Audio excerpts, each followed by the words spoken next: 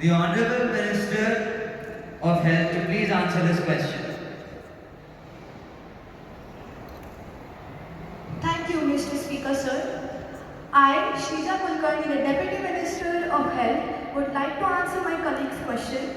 As my colleague stated about the three promises that the National Pharmacy Commission bill made, that is quality and affordable pharmaceutical education system and the affordability and availability of health quality pharmacy professionals. But I think my colleague forgot to add the other one promise that the bill made. I would like to state all the promises that the bill made. First one is elevating pharmacy education. The pharmacy objective of this bill is to elevate pharmacy education by enhancing access to affordable, high-quality learning opportunities. Second is the universal access to pharmacy services. The bill aspires to make pharmacy services accessible to all, as we just launched the PMBJP scheme, that is Pradhan Mantri Bharatiya Janaushadhi Pariyojan. This scheme allows poor people to buy medicines at a cheap rate. For example, insulin injection sold by this scheme is just around 70 rupees, whereas in places like USA, insulin for 3 ml is $45 or 3,749 in Indian rupees. So, as you were talking about the increase of 3,000 crores, yes, the increase of 3,000 crores was necessary for the expansion of the healthcare system and the betterment of the affordability for healthcare in India. The question that was proposed only talks about the 3,000 crores increase, but it forgets to add the remaining 86,000 crores that has been allocated to the Ministry of Health, and if needed, will be increased due to the major progress that the Ministry of Health has been showing over the past few years and the excellency of us being able to handle and control COVID under such a grievous semi-economic depression with people under stress and being able to control a virus such as COVID and being able to improve the healthcare system with a budget of 74,000 crores from 2021 to 2022. We will definitely have enough funding to be able to support the National Pharmacy Commission bill and the other bills that have been set up and will be set up in the coming future. I hope this answer satisfies my colleague. Any counter questions? Honorable Speaker, sir, may I ask a question? Yes, you may. As per an article released by the Times of India, the domestic pharmaceutical market is estimated to be at $65 billion, which in Indian currency is 42,000 crores, 42,093 crores.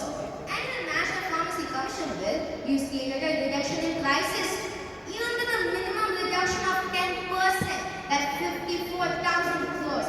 In last FY, you spent on 40,000 crores of your budget of 86,000. We did see the remaining 86,000 crores, and it's a budget of 94,000 crores against your 89,000. And this is just one facility. So what are your plans on doing the other two facilities when you exceeded your budget with one facility? The Minister of Health to please answer this question. Mr. Speaker, sir, may I answer this question? Yes, you may. Let's look at the budget as a whole. The current budget that has been allocated for this year was 89,000. I request those who are answering counter questions to please state their name. Mr. Speaker, sir, may I answer this question? Yes, you may.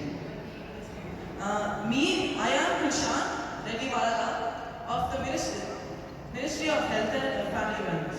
So the current budget allocation for the year 2023 is 89,155 CR. We have currently spent of 97% of the whole budget. And the budget has been allocated as 3,000 CR for research and 86,000 CR for health and family wellness for all the schemes. So we have not spent all of the money, and yes, we have enough money to because the National Health Mission takes about 30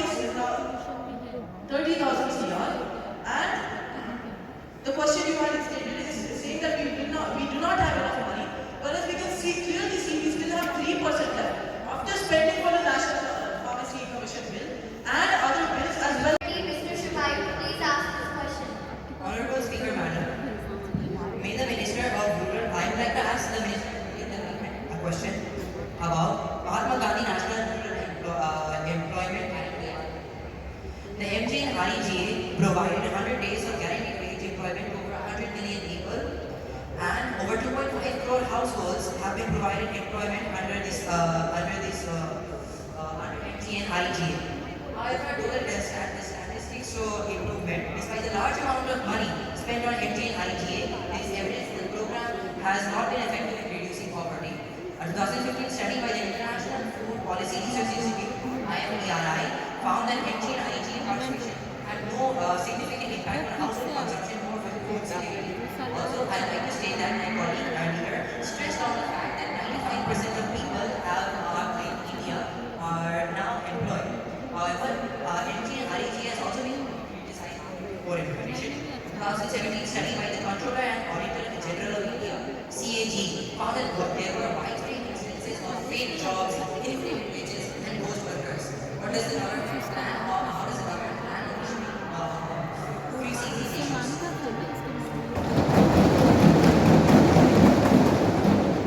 Honorable Minister of Rural Development, please answer the question. Yes.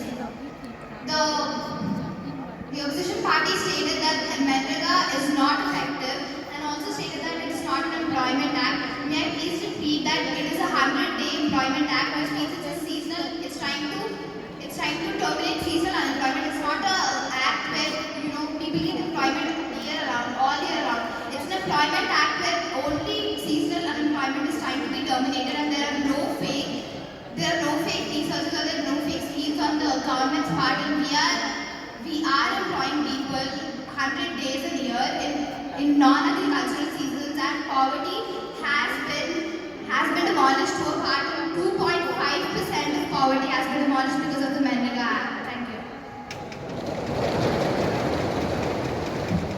Honorable Speaker, sir, may the Minister of Rural Development highlight the achievement of the programs implemented in the rural areas for rural development.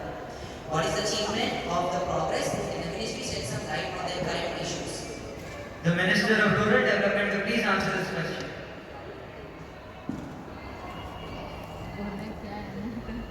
Yes, Honorable Speaker, sir. I'm Jasmine. I'm the Rural Development Ministry. Can I please proceed to answer the question raised by the opposition party? Yes, you can. To get India stronger, first get the roots. And our roots are the country's interiors, rural areas, the countryside, and villages. Honorable Madam Speaker, to answer the question raised by the opposition party about rural development, I will take immense honor, pleasure, and pride. The ruling party has been working day and night on the rural development schemes, and the schemes have made very noticeable and appreciable developments in the countryside. I would like to bring to the notice of the opposition party about the developments. The Manrega scheme, also known as the Mahatma Gandhi National Rural Employment Guarantee Act, has been one of India's most successful rural development schemes by having a 95% success rate. I repeat, 95% success rate. The main aim of the scheme was to terminate seasonal unemployment in rural areas. The scheme provides a 100-day guaranteed work with a guaranteed final wage.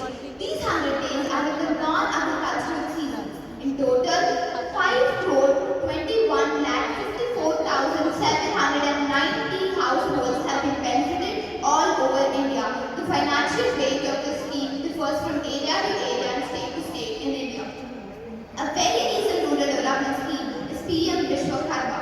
It is a scheme which provides end-to-end support to artisans and craftsmen who work with their hands with small tools. This is to encourage them to continue their passion of arts.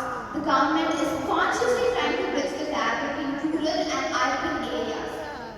And as a result of this dedicated work, about 12 crore households in villages now have toilets under the Swachh Bharat mission. 9.6 crore free cooking gases connections are provided all over India. And now I'm asking the deputy to elaborate on the schemes.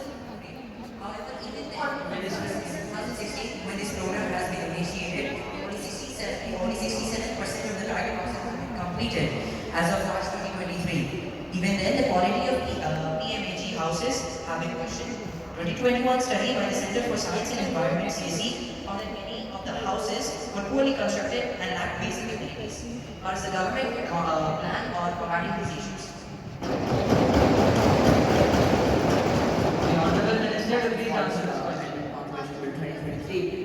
such drawbacks. However, we are failing to consider the major benefits. By implementing this, the soil amalgamation bill and the amendment Can try your hand at it, because since you already have such good suggestions, today you have created a very, very positive identity for yourselves. So a big clap for yourselves. I wouldn't say that this competition is about winning. It's about gaining. Gaining the insights, gaining some takeaways from this discussion. So today, of course, there will be winners, but none of you are losers, because today you have gained a lot of confidence, a lot of conviction, and a lot of brilliant thought processes. So once again, I congratulate all of you, and I thank everybody present here for giving me this opportunity. Thank you so much. Youth are the strength for us because India has the largest population of youth in the next 5 to 10 years. So I wish you all the best, and I hope to see you all as young politicians debating not just here but also in the Parliament of India. Thank you.